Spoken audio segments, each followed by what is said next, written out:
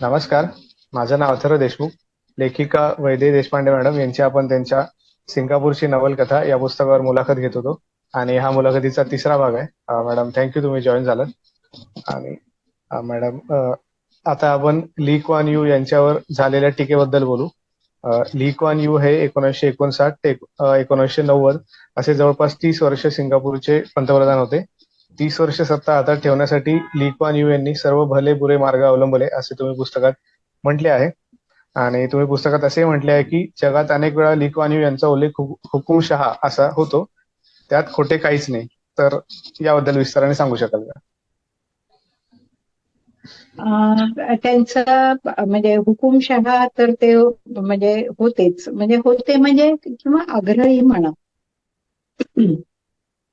साम्यवादांशी म्हणजे 1959 नंतर जेव्हा 63 मध्ये मला वाटतं त्यांनी जे कोल्ड स्टोर म्हणून अभियान चालवलं, तर ते त्याच्यात संपूर्ण साम्यवादी नेत्यांना त्यांनी आत टाकलं, म्हणजे चक्क जेरबंदी केलं आणि जेलमध्ये टाकलं. आणि त्यांच्याकडनं जेव्हा त्याच्यानंतर निघून ते तिथनं निघताना त्यांच्याकडनं लिहून घेतलं की आम्ही राजकारणात भाग घेणार नाही. हे हे हुकुमशहा नाही तर दुसरं कुणीही म्हणजे त्या पंतप्रधानाला मी दुसरं काही म्हणू शकत नाही. दुसरं हे म्हणजे जेव्हा समृद्धी यायला लागली, भरपूर औद्योगिकरणाचे फायदे मिळायला लागले आणि त्याच्यानंतर त्याच्यात समृद्धी यायला लागली, त्याच्यानंतर त्यांनी ती आर्थिक गुंतवणूक करणारी टेमासेक कंपनी आणि अशा दोन कंपन्या निर्माण केल्या आणि त्याच्यात ते पैसे गुंतवायला लागले सगळे. तर त्याच्यामध्ये आणि मग ते म्हणजे इंडोनेशियातल्या यांना फंडिंग दे वगैरे असं सुरू केलं, किंवा एक वेगळा त्याचा हे होता. त्या कंपन्या व्यावसायिक दृष्ट्या अत्यंत उत्तम आहे, त्याच्याबद्दल कुठलाही आक्षेप नाहीये. पण त्या कंपन्यांची सगळी सूत्र त्यांनी आपल्या मुलाकडे आणि आपल्या सुनेकडे दिली. तर ही दोन गोष्टी म्हणजे त्यांच्या सगळ्या बाकीच्या चरित्रावरती आक्षेपार्हच आहेत. ती तुम्ही अगदी सिंगापूरला जेव्हा त्यांच्या नंतर नेता निवडला, तो सुद्धा तुम्ही निवडून घेतला, तर ह्या कंपन्या दुसऱ्या कुणाच्या तरी ताब्यात द्यायला काहीच हरकत नव्हती. तर पण त्यांनी म्हणजे त्यांना प्रत्यक्ष अप्रत्यक्ष त्याचा फायदा मिळतो का नाही हे काहीच ह्या गोष्टी बाहेर आल्या नाही. ही दुसरी गोष्ट म्हणजे हुकुमशाहीची लक्षणं म्हणावेत किंवा आक्षेपार्ह गोष्टी म्हणाव्या तर या दोन. तिसरी म्हणजे समाज माध्यम. ब्रिटिशर्स म्हणजे ते जेव्हा गेले याच्या ब्रिटनमध्ये, तेव्हा ब्रिटन नुकता याच्यातनं बाहेर येत होता महायुद्धातनं. तर त्यांनी स्वतःच असं लिहिलंय की दुसऱ्याच्या येणाऱ्या प्रत्येक बाहेरच्या नागरिकाचं ओपन मनाने स्वागत करणं, मुक्त मनाने स्वागत करणं, त्याचे विचार ऐकून घेणं आणि त्याच्याबद्दल एक सहृदयता असणं, ही ब्रिटनच्या लोकांचं मला याबद्दल अत्यंत कौतुक वाटतं. मग हे सगळं तुम्ही का नाही करू शकला असं मला वाटलं. की जसजसं समाज माध्यम येऊ लागली, त्यांनी त्याच्यावरती लंगडं असं एक आपलं स्पष्टीकरण दिलं की इथे एथनिक लोक आहेत, सगळ्या प्रकारचे लोक आहेत. की मग कुणी भारतीय म्हणून चिथवतं, कुणी चिनी म्हणून चिथवतो आणि इथला जो बॅलन्स असतो तो जातो. म्हणून आम्ही समाज माध्यमांना जास्त इथे मुभा देऊ शकत नाही असं त्यांनी म्हटलं. पण मला हे बरोबर वाटत नाही. तुम्ही म्हणता की तुमची जर समाज, तुमची जनता तुम्ही केलेल्या सुधारणामुळे, तुम्ही केलेल्या याच्यामुळे सुखी आहे आणि होती, म्हणजे असं काही नव्हतं, ते काही खोटं म्हणत नव्हते, ती होती. तर मग तुम्हाला समाज माध्यमांची भीती का वाटावी? तुम्ही संबंध जगभर हिंडला, तुम्ही संबंध जगभर बघत होता, तर तुम्हाला समाज माध्यमांची भीती का वाटावी? किंवा त्यांनी अत्यंत कडक निर्णय, मी आता जसं म्हटलं की प्रत्येक वेळेस दंड घेत होते. च्युंगम खायला बंदी किंवा याला खायला बंदी, अशा ज्या कडक निर्णय घेतलेले होते, त्याच्याबद्दल लोकांनी तुमची थोडीशी नॅनी स्टेट असं त्यांना त्यांना त्यांचं हे व्हायचं की नॅनी जशी मास्तरीण असते तसं मास्तरणीसारखं तुम्ही लोकांना वागवता, असं समाज माध्यमांनी त्यांची चेष्टा केली. तर तुम्हाला एवढं त्याचं बाऊ का वाटावं? कारण त्याचे फायदे लोक पण पाहत होते. लोकांना असं नव्हतं की हे नाहीये. त्यामुळे हे जे सगळं झालं, हे या ज्या त्यांच्या काय धोरणं होती किंवा यांची त्यांच्या एक म्हणजे मानसिकता होती, ही मानसिकता ही हुकुमशहाचीच होती. त्यामुळे जग त्यांना जे हुकुमशहा मध्ये त्यांची गणना करत होतं त्याच्यात गैर काही नव्हतं. पण हा पण खूप मोठा आहे. पण आता तुम्ही जगातल्या कुठल्याही हुकुमशहा मधल्या लोकांनी विरोधी पक्षाला कधी ना कधी तरी जेलमध्ये टाकलंच आहे. त्याच्यात काही नवीन काही नाहीये किंवा अगदी काही इतिहासाच्या ह्याच्यातलं आश्चर्यजनक असं काही नाही. पण ली क्वान यूनी या सगळ्या ज्या साम्यवादी नेत्यांना तुरुंगात टाकलं, त्या तुरुंगात त्यांना डिस्टन्स एज्युकेशनचे कोर्स करायला परवानगी दिली आणि सगळ्यांनी त्याच्यात आपले शैक्षणिक हे सुधारले. कारण हे सगळे साम्यवादी लोक जे नेते होते ते सगळे चिनी ह्याच्यातनं आले होते. त्यांची सगळ्या अस्वस्थतेमुळे त्यांची शिक्षण अर्धवट राहिलेली होती. त्यांना शिकायची इच्छा होती, बुद्धी होती, पण त्यांना संधी मिळाली नव्हती. ती संधी लीनी त्यांना दिली. त्याच्यानंतर लिमच्या इंग्लिश शिकवलं, एकाने याचं स्टेनो टायपिस्ट केलं, एक वकील झाला, एक फोटोग्राफर झाला. तर त्याच्यामुळे त्यांना त्यांना काहीतरी व्यावसायिकता, उपजीविकता हवी याची काळजी पण घेतली. असा कुठला हुकुमशहा घेईल? असा जो हुकुमशहा आहे त्यांना 4 गोळ्या मारणं त्यांना अवघड नव्हतं, पण त्यांनी त्या गोळ्या मारल्या नाही आणि त्यांनी ही एक वेगळी त्यांना दिली. त्यांचं अगदी म्हणजे त्यांना कठोर ते झाले आणि त्यांना कुठल्याही राजकारणात त्यांनी येऊन दिलं नाही. पण त्याच्याबरोबर हे केलं, जसं मी म्हणते की त्यांनी समाज माध्यमांना हे केलं, तसं त्यांनी स्वतः जे काही हे स्वतःची मतं प्रदर्शित करायला ते कुठे कचरले नाही. त्यांनी सगळ्या जगभर मुलाखती दिल्या, सगळ्या जगभर मुलाखती दिल्या, जगभर लोकांचं ऐकून घेतलं आणि आपली उत्तरं दिली. आणि ते जसं म्हणत होते की आमच्या याच्यात आमचे कायदे, तुमच्या याच्यात तुम्ही तुमचे कायदे लावताना, अमेरिकेत आम्हाला अमेरिकेत सारखं वागावायला लावताना, मग आम्ही पण आमच्या सिंगापूरमध्ये आमचे कायदे लावू. बरोबर का चूक ती गोष्ट आली इथं, पण ते घाबरले नाहीत किंवा त्यांनी समाज माध्यम येऊन दिली नाहीत म्हणूनच त्यांनी कधी दुसऱ्या समाजाशी बोलले नाहीत, असं त्यांनी कधी केलं नाही. हा त्यांचा वेगळेपणा होता. म्हणजे हुकुमशहा जरी असले तरी हा वेगळेपणा त्यांचा त्याच्यात दिसून येतो. आणि मला टेमासेक आणि त्यांच्या ज्या कंपन्या होत्या त्यांच्या पैशाबद्दल असं वाटतं की सिंगापूर जनतेने पण किंवा त्यांच्या मित्रमंडळींनी पण त्याच्याबद्दल काही आक्षेप घेतला नाही. तो का घेतला नाही हे मला काही त्याचं म्हणजे माझ्या स्वतःच पण त्याचं पूर्ण शंका निरसन झालं नाही. असं पटेल असं शंका निरसन झालं नाही. आणि तुम्ही पुस्तकाच्या शेवटी ली क्वान यू यांच्या भारताबद्दल असलेल्या मतांबद्दल लिहिले आहे. त्यात तुम्ही असे म्हटले आहे, ली क्वान यू यांनी भारताबद्दल मते व्यक्त करताना भारताच्या राजकीय व्यवस्थेवर व नोकरशाहीवर टीका केली आहे.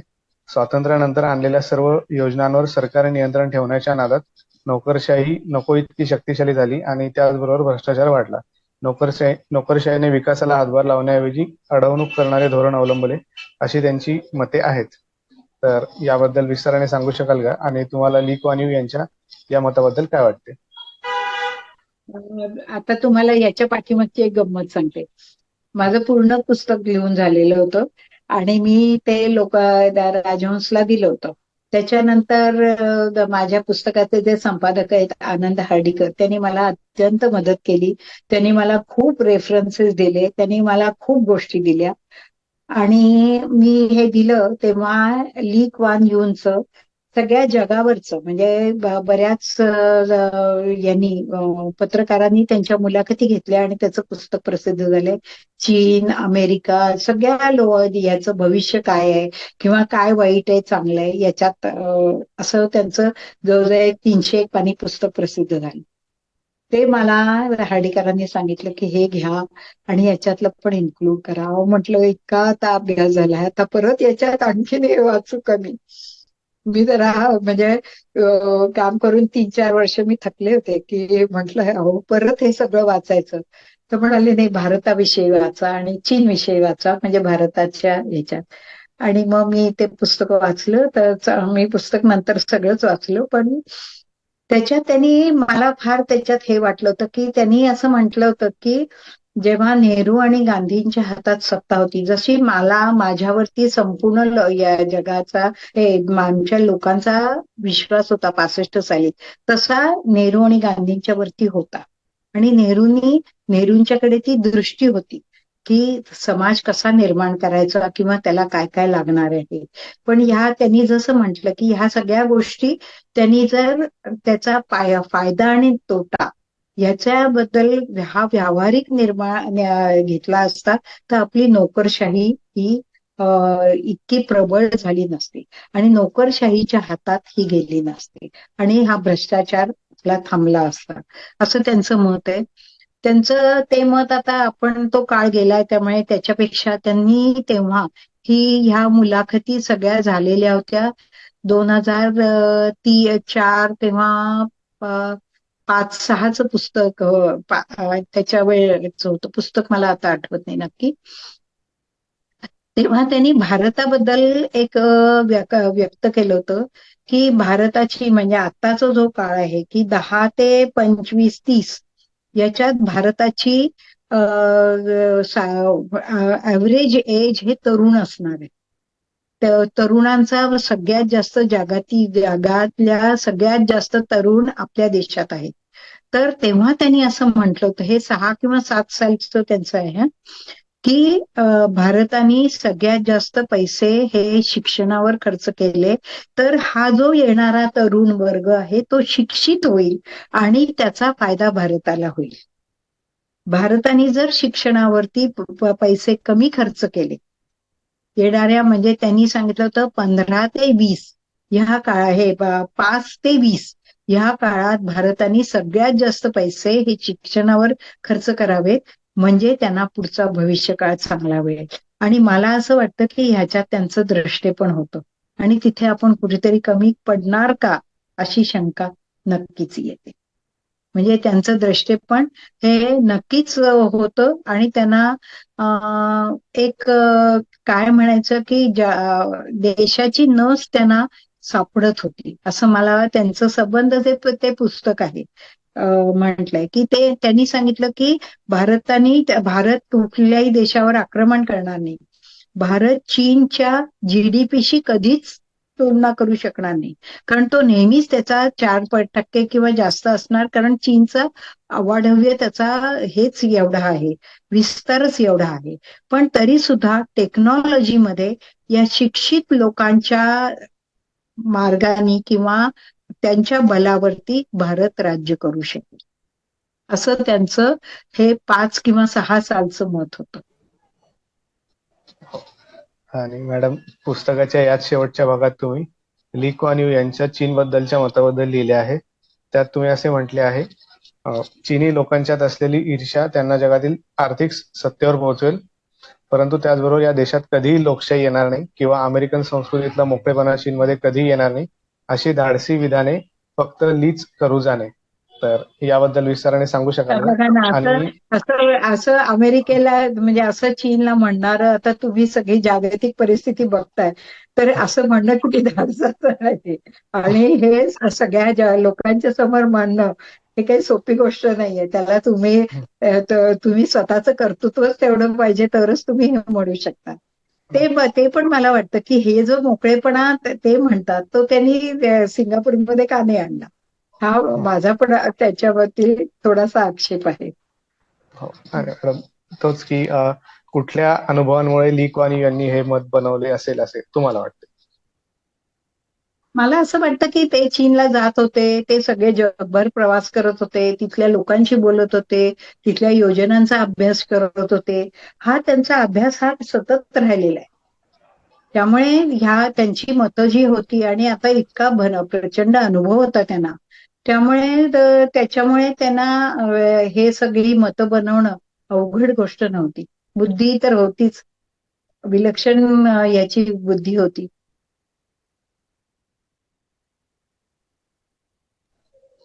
हा नाही मॅडम, सिंगापूरची नवलकथा या ज्या पुस्तकाबद्दल आपण आता बोललो, या पुस्तका व्यतिरिक्त तुम्ही अजून 2 पुस्तकं लिहिली आहेत.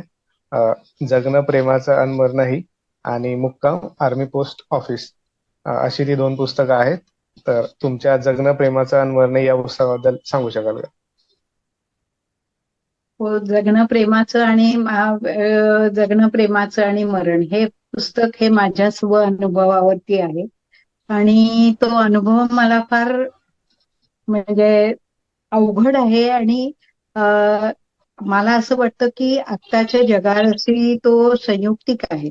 कारण माझ्या माझ्या घरातली घटना सांगते की माझ्या वडिलांनी इच्छा मरण केलं. म्हणजे त्यांनी आधी सगळं जेवण सोडलं, नंतर पाणीही सोडलं. असं 1 महिनाभर करून त्यांनी इच्छा मरण घेतलं. माझी आजी, तिला 81 वर्षी कॅन्सर डिटेक्ट झाला आणि त्याच्यावरती तिने सांगितलं की मला अंगाला सुई सुद्धा लावायची नाही. कारण माझं सगळं झालेलं आहे, मी अत्यंत आनंदात जगलेली आहे, मी सगळं उपभोगलेलं आहे, मला आयुष्य लांबवायचं नाही. त्याचीच थोडीशी वेगळी आवृत्ती माझ्या आईने केली. माझ्या आईला किडनीचा त्रास होता. जेव्हा तिला सांगितलं की ते तुम्हाला आता हे करायला लागेल, डायलिसिस करायला लागेल, तेव्हा तिने सांगितलं मला डायलिसिस करायचं नाही. डॉक्टरांच्या इच्छेविरुद्ध आम्ही तिला घरी आणलं. घरी काय जे 2-3 महिने होते तिची शुश्रूषा केली आणि ती गेली. माझ्या पणजोबांनी आयुष्यभर लोकांची सेवा केली, पण जेव्हा माझी आजी आजारी पडली, तेव्हा माझ्या मुलाला माझी पणजी आजारी पडली, तेव्हा माझ्या मुलाला आणखीन त्रास नको म्हणून ते घरातनं निघून गेले आणि परत आलेच नाहीत. म्हणजे त्यांनी सांगितलं की माझे हे पाहू नका. आणि माझ्या आजोबांनी पण आत्महत्या केली. तर ह्या सगळ्यांच्या मरणाला म्हणजे त्यांनी आपणहून मरणाला सामोरे गेले. आपणहून मरण मागून घेतलं ह्या सगळ्या लोकांनी. तर मला असं वाटलं की काही लोकांचं म्हणणं असं आहे की हा एक नैराश्याचा भाग आहे किंवा हे आहे. पण तुम्ही जर त्यांचे आयुष्य पाहिली तर ते अत्यंत खुल्या मनाने जगले सगळेजण. प्रत्येकाची आयुष्य वेगळी होती, प्रत्येकाचा काळ वेगळा होता, प्रत्येकाचं आनंद वेगळे होते, प्रत्येकाची हे वेगळी होती. पण तरी जेव्हा त्यांना ज्या आयुष्याच्या एका टप्प्यावर त्यांना जाणवलं की अरे नाही, याच्या पुढचं आयुष्य कठीण आहे, याच्या पुढचं आयुष्य मला नकोय, बस, तेव्हा ते थांबले आणि त्या थांबण्यात त्यांनी आपली हिंमत दाखवली, कुठेही मागे फिरले नाही. माझ्या आजीला जवळजवळ 2-2.5 महिने तिला ब्रेस्ट कॅन्सर होता, तिला झोपता येत नव्हतं, ती बसून होती. पण कुठल्याही क्षणी तिने असं म्हटलं नाही की आता मला सुरू करा, किंवा माझ्या वडिलांनी म्हटलं नाही, आईनी म्हटलं नाही. तर ह्या सगळ्या ह्याच्यात आणि माझ्या वडिलांचं असं म्हणणं होतं की आता जे एक अनेक उपचार करून तुम्ही प्रचंड सगळं करून जगवता माणसाला, ते ह्याचं नाहीये, ते बरोबर नाहीये. तुम्ही नैसर्गिक मृत्यू हा अत्यंत नैसर्गिक गोष्ट आहे आणि ती तुम्ही स्वीकारा. तुम्ही जितक्या ती सहज स्वीकाराल तितकी ती तुम्हाला सोयीची होईल आणि तुमच्या बरोबरच्या लोकांना पण सोयीची होईल. म्हणजे ते 70 वर्षाचे ते 86 वर्षाचे असताना त्यांनी केलं. 70 वर्षाचे असल्यापासून त्यांनी आम्हाला म्हणजे सांगितलं नाही, नुसतं तंबी भरली होती की मला जर कुठलाही टर्मिनल डिसीज झाला तर मला उपचार करायचा नाही, मला व्हेंटिलेटर लावायचा नाही, मला हे. आणि त्यांचं म्हणणं असं होतं की तुम्ही जर ही इच्छा व्यक्त केली असली तर त्यावेळेस जो तरुण पिढीचा एक असं असतं की तरुण पिढीला कसं म्हणणं की तुम्ही नाही मी नाही उद्या जर डॉक्टरनी सांगितलं की मला व्हेंटिलेटर लावा तर तुम्हाला नाही म्हणता येत मी तरुण पिढीला. पण तुम्ही जर हे सांगितलं असतं तर त्यांना सांगता येतं की त्या नाही त्यांनी सांगितलं होतं. तर तुम्ही तरुण पिढीला सोडवा, ह्या सगळ्या ह्याच्यातनं सोडवा. तर हा जो विचार आहे हा खूप मला असं वाटतं क्रांतिकारी आहे आणि ह्या विचाराची गरज आहे आता. आता नवीन सिनेमा येतोय वेळ झाली म्हणून. तर ही वेळ झाली म्हणून यांचा रोहिणी हत्तंगडी आणि दिलीप प्रभावळकर यांचा. तर आता वेळ झाली का योग्य वेळ झाली असं काहीतरी त्याचं नाव आहे. तर हे जे आहे हे हा विचार हा मांडणं सुद्धा अवघड आहे आणि तो विचार पचवणं आणि तो प्रत्यक्ष अंमलात आणणं तर त्याहून कठीण. तर हे सगळं ह्या लोकांनी केलं म्हणून मी ह्याबद्दल ह्या पुस्तकात लिहिलेलं आहे. आणि त्याला मला मुख्य मदत अशी झाली की माझ्या आजोबांनी ते रिटायर झाल्यानंतर जवळजवळ एक 50 पान 3-4 मोठ्या वह्या अशा लिहून ठेवलेल्या आहेत, सगळं अगदी डिटेलमध्ये की काय झालं कसं झालं तेव्हाचं वातावरण कसं होतं. त्यामुळे खूप वेगवेगळ्या गोष्टी त्याच्यात आहेत आणि त्याचा मला आधार मिळाला आणि मग मी ह्या गोष्टी लिहिल्या. हा माझ्या घरच्या लोकांचा अनुभव आहे आणि राजहंसने तो त्यांना माझ्या वडिलांच्या प्रक्रियेत स्वतः राजहंस पण त्याच्यात थोडेसे, माझगावकर पण त्याच्यात थोडेसे इन्व्हॉल्व होते. माझे वडील त्यांच्याशी बोलत असत. तर त्यामुळे त्यांनाही हा विषय माहीत होता आणि त्यांनी स्वतः अनुभवलेला होता. म्हणून त्याच्यावरती जगणं प्रेमाचं आणि मरणही असं हे पुस्तक निर्माण झालं. आणि तुमच्या मुक्काम आर्मी पोस्ट आणि तुमच्या मुक्काम आर्मी पोस्ट ऑफिस या पुस्तकाबद्दल पण सांगू शकाल का? खरं मुक्काम आर्मी पोस्ट ऑफिस हे माझं पहिलं पुस्तक. म्हणजे मला लिखाणाची उर्मी मिळाली ती त्याच्यातनं मिळाली. त्याचं असं झालं की जेव्हा मी आर्मीच्या आयुष्यात गेले तेव्हा पुण्याच्या जिमखान्यावर राहणाऱ्या अगदी सुरक्षित आयुष्य, नंतर अशा ह्याच्यातनं मी एकदम वेगळ्या आयुष्यात गेले, एकदम वेगळ्या आयुष्यात गेले. तिथे सगळ्या परप्रांतीय लोक होते. आम्ही प्रथम गेलो ते बागडोगराच्या एका जंगलात आमचा कॅम्प होता, हत्ती बित्ती यायचे.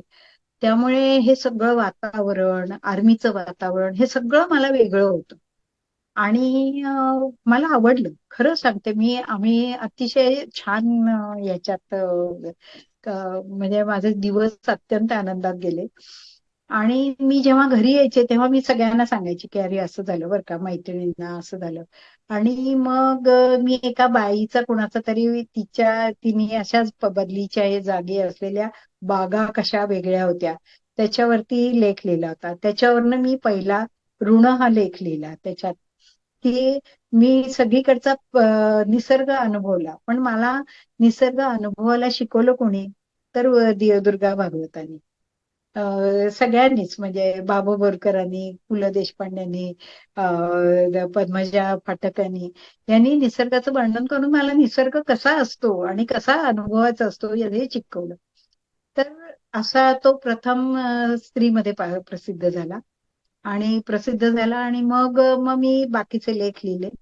ते राजहंसला आवडले.